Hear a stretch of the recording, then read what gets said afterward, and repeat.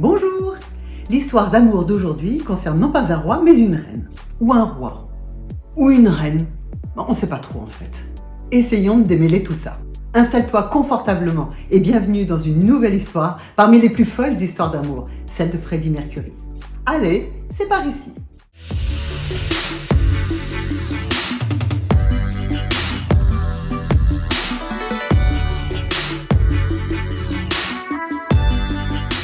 Farrokh Boussara est né le 5 septembre 1946 à Stone Town, sur l'île de Zanzibar. Zanzibar, à cette époque, est sous protectorat britannique. Il est le fils de Djir et Bomi Boussara, un couple d'expatriés fonctionnaires originaires d'Inde. Il a une petite sœur, Kashmira.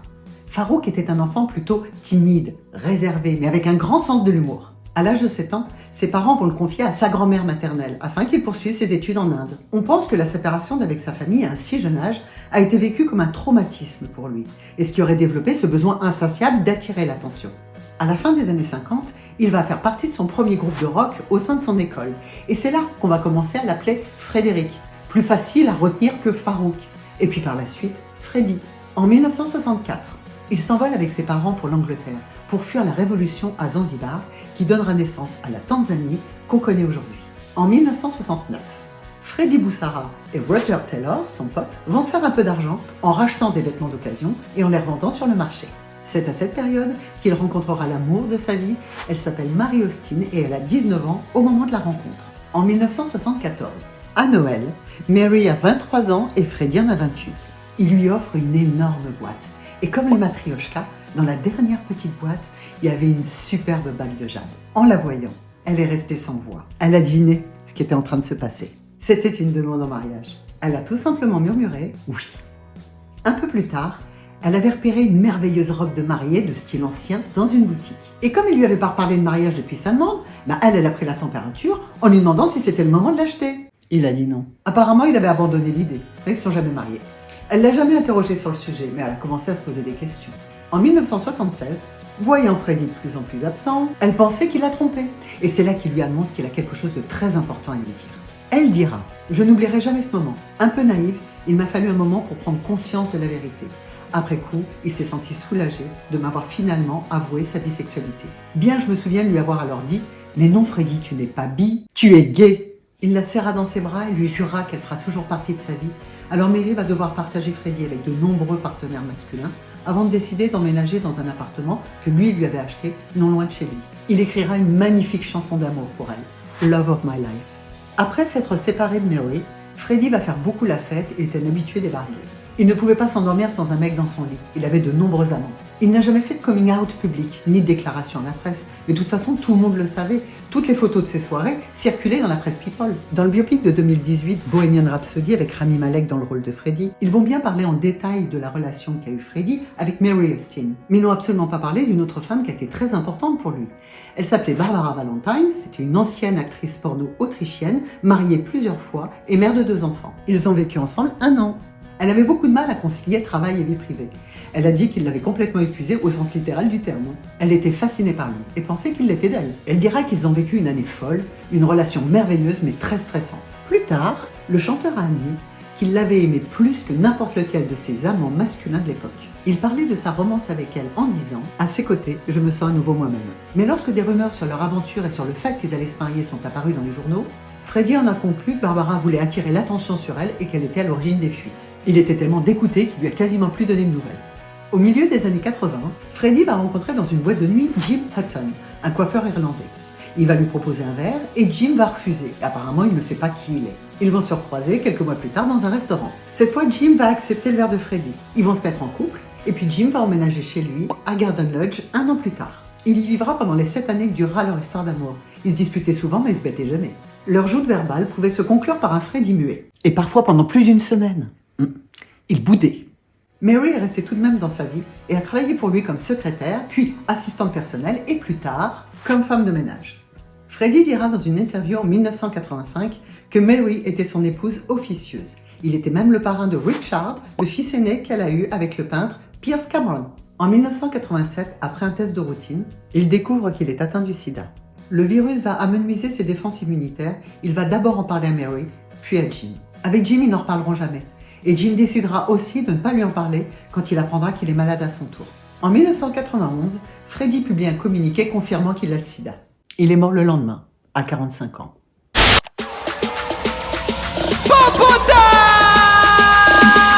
Tu sais quoi? Quand on a demandé à Peter Freestone, qui était l'assistant personnel de Freddy, comment il était dans la vie, il a répondu « Je ne sais pas combien de fois on m'a posé cette question, mais Freddy était l'homme le plus gentil, le plus généreux, le plus fidèle que j'ai jamais eu. Et si vous avez eu la chance d'être son ami, il aurait fait tout son possible pour prendre soin de vous. Oh, ça donnait vraiment envie d'être son ami. » Jim est resté auprès de Freddy jusqu'à son dernier souffle. Après sa mort, il va écrire un livre, Mercury and Me, qui parle de sa relation. Mais c'est Mary qui va devenir la principale héritière de Freddy. Elle va expulser Jim de la maison qu'ils partageaient. Il va retourner vivre avec ses parents en Irlande, où il est mort en 2010 à 61 ans. Alors, Freddie Mercury, homosexuel ou bisexuel? Qui avait raison? Lui en affirmant qu'il était bisexuel ou Mary lui assurant qu'il était gay? Ça va être touchy là. Donc, pour m'aider à y répondre, laisse-moi te présenter le docteur Alfred Charles Kinsey. Bonjour. Bonjour. C'est un professeur d'entomologie et de zoologie. Ce fut le premier à récolter des données suite à une immense enquête à travers tous les États-Unis sur le comportement sexuel de l'homme. Les résultats ont été publiés en 1948 et idem pour les femmes en 1953. Si ça t'intéresse, un film lui a été consacré en 2004 et c'est Liam Neeson qui joue son rôle, c'est passionnant. Pour aller plus loin que ce que nous dit cette enquête, eh bien dans un premier temps, il y a une échelle dans la sexualité. Disons un éventail. Qui va de 0, le ou la exclusif hétéro, à 6, le ou la exclusif homo, en passant par 3, le ou la bisexuel, sans préférence. Cette classification est valable pour tous les humains sur Terre, et depuis la nuit des temps. Donc chaque individu peut être un 0, un 6, un 3, mais un 1, 2, 4, 5 aussi. Mais comment ça se fait qu'une personne qui est hétéro puisse devenir bi ou homo? Eh bien, elle ne change pas d'orientation. Elle naît hétéro, elle naît homo, elle naît bi, ou elle naît un peu hétéro, un peu homo et un peu bi, et elle compose, selon la société dans laquelle elle évolue. Elle compose avec ce qui est considéré comme normal ou pas. Mais, spoiler, tout ça, c'est déjà décidé avant que tu naisses. Kinsey sait bien, mais ça date. Depuis les 12 dernières années, on a fait énormément de progrès dans ce domaine, et on comprend mieux ce qui se passe, même s'il reste quelques interrogations.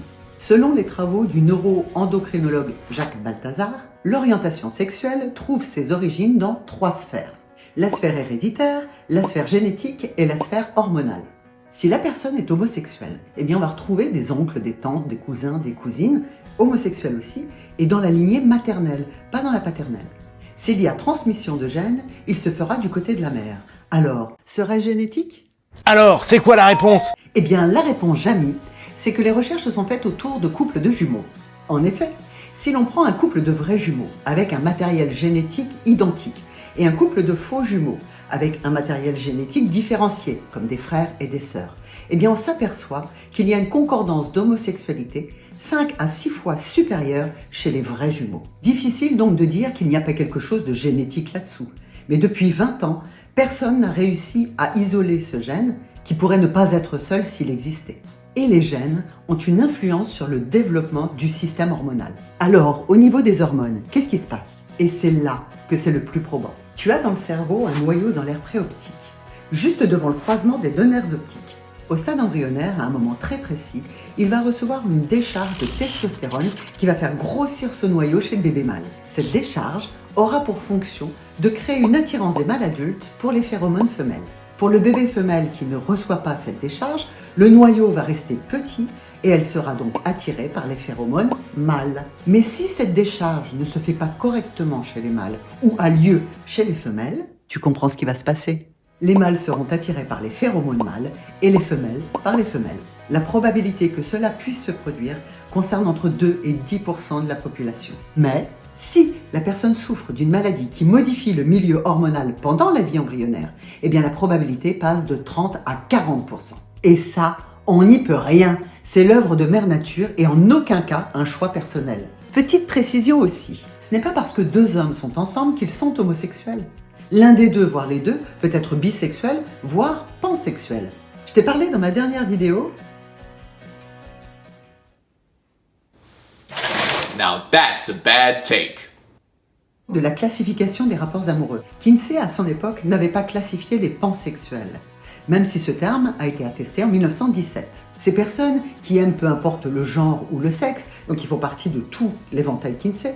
Et puis il n'a pas parlé non plus des asexuels, ceux qui ressentent peu ou pas d'attirance sexuelle. Et le sentiment amoureux dans tout ça, il est pluriel et inconditionnel. Mais ne confonds pas non plus amour et pulsion sexuelle. On peut aimer sans avoir de pulsion sexuelle, comme on peut avoir des pulsions sexuelles sans aimer. Et on peut avoir les deux. Dans ce cas, sinon, tristesse.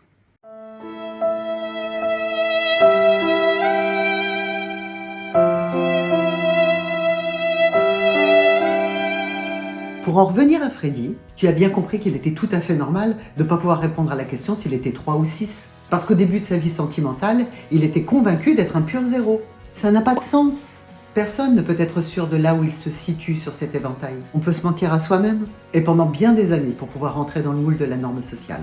Arrêtons de vouloir tout maîtriser à ce point. Acceptons que c'est pas possible, et c'est justement ça qui fait de nous des êtres humains et pas des robots.